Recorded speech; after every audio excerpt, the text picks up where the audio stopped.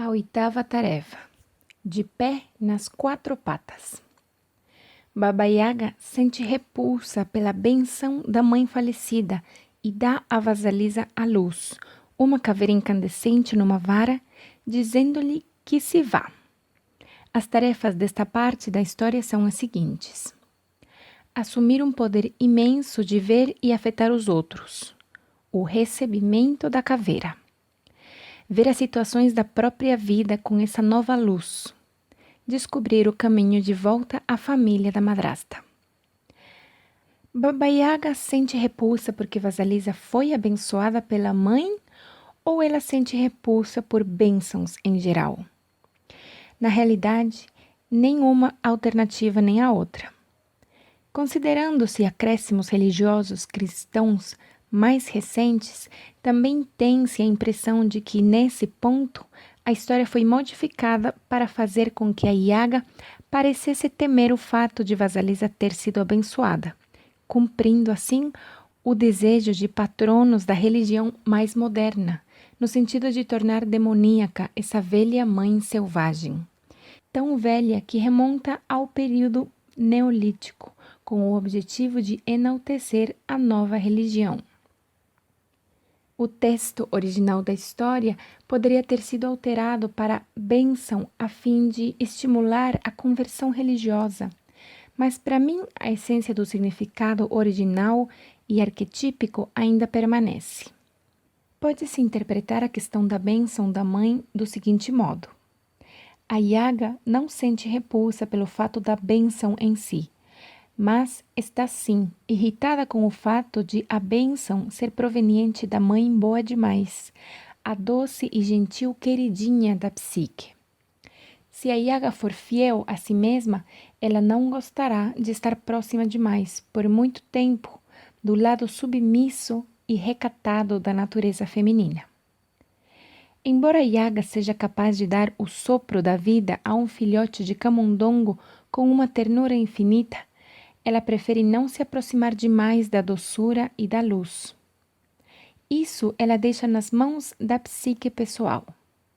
Nesse sentido, pode-se dizer que ela sabe muito bem ficar no seu lugar. Seu lugar é o mundo subterrâneo da psique.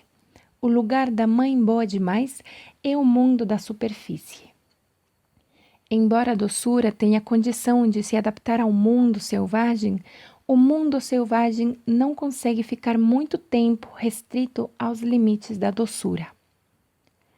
Quando a mulher integra esse aspecto da Yaga, ela deixa de aceitar sem questionamento cada sugestão, cada farpa, qualquer coisa que lhe apareça pela frente. Para conquistar um distanciamento mínimo da carinhosa bênção da mãe boa demais, a mulher aos poucos aprende não só a olhar, mas a fixar os olhos e vigiar com atenção, e cada vez mais a não ter paciência com gente enfadonha. Tendo criado, através de sua experiência de servir a Yaga, uma capacidade interior que antes não possuía, Vasalisa recebe uma parte do poder selvagem da deusa Megera. Algumas mulheres receiam que esse profundo conhecimento, por meio do instinto e da intuição, irá torná-las irresponsáveis ou desmioladas, mas esse é um medo infundado. Vale o contrário. A falta de intuição, a falta de sensibilidade para com os ciclos ou a negação a seguir o próprio conhecimento dão origem a escolhas que acabam se revelando infelizes e até mesmo desastrosas. Com maior frequência, esse tipo de conhecimento da Yaga impulsiona as mulheres com movimentos mínimos e, com frequência ainda maior, fornece orientação ao pronunciar imagens nítidas do que está por trás ou por baixo das motivações, ideias, atos e palavras dos outros.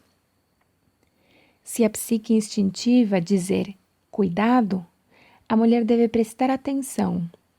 Se a intuição profunda dizer faça isso, faça aquilo, vá por esse lado, pare por aqui, siga em frente, a mulher deverá corrigir seus planos conforme seja necessário. A intuição não é para ser consultada uma vez e depois esquecida. Ela não é descartável. Ela deve ser consultada a cada passo do caminho, quer o trabalho da mulher seja o de enfrentar um demônio interior, quer seja o de completar alguma tarefa no mundo externo. Examinemos agora a caveira com a luz incandescente. Ela é um símbolo de adoração dos ancestrais. Em versões mais recentes de arqueologia religiosa da história, diz-se que as caveiras nas varas pertencem a seres humanos que a Yaga matou e comeu. No entanto, nas religiões mais antigas que praticavam os ritos de afinidade com os ancestrais, os ossos eram reconhecidos como agentes para invocação de espíritos, sendo a caveira a parte mais notável. Nos ritos de afinidade com os ancestrais, acredita-se que o conhecimento especial e atemporal dos velhos de uma comunidade esteja perpetuado nos seus próprios ossos após a morte. Considera-se que a caveira seja a cúpula que abriga um poderoso remanescente da alma que partiu. Remanescente este que, se solicitado, pode invocar o espírito do falecido de volta para uma consulta. É fácil imaginar que o self da alma habite exatamente a catedral óssea da testa, com os olhos como janelas, a boca como porta e os ouvidos como os ventos. Portanto, quando a Yaga dá à vasalisa uma caveira acesa, ela lhe está dando um ícone de velha, uma ancestral sábia, que deverá carregar pelo resto da vida. Ela está iniciando vasalisa no legado matrilinear do conhecimento, que permanece íntegro e vicejante nas grutas e desfiladeiros da psique. Assim, lá vai vasalisa pela floresta escura adentro com uma caveira na vara. Ela perambulou um pouco para chegar até a Yaga, mas agora volta para casa com maior segurança, maior certeza, com a postura ereta, voltada para a frente. Essa é a subida a partir da iniciação da intuição profunda. A intuição foi engastada em vasalisa como uma pedra preciosa no centro de uma coroa. Quando a mulher chegou a esse ponto, ela conseguiu largar a proteção da sua própria mãe boa demais interior.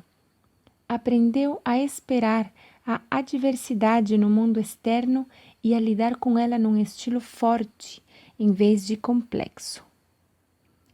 Ela percebeu as características sombrias e inibidoras da sua própria madrasta e irmãs emprestadas, bem como a destruição que elas pretendem lançar sobre ela.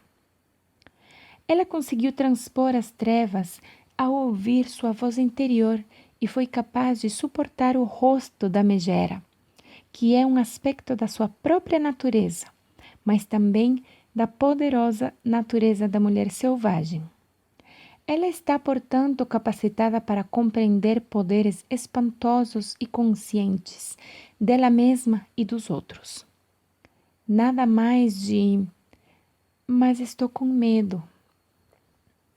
Ela prestou serviços à deusa megera da psique, alimentou o relacionamento, purificou a persona, manteve limpo o raciocínio.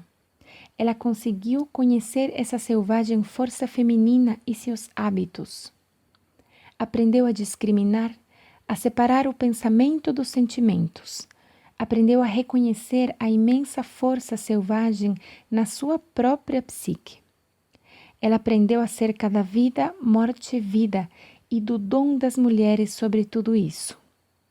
Com esse talento recém-adquirido da Yaga, ela não precisa mais sentir falta de confiança ou de potência.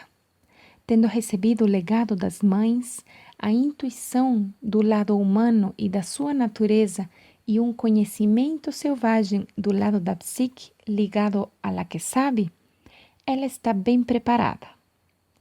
Segue adiante na vida com os pés firmes, um atrás do outro, como uma mulher. Ela aglutinou todo o seu poder e agora vê o mundo e sua vida através desse novo enfoque. Vejamos o que acontece quando a mulher se comporta desse modo.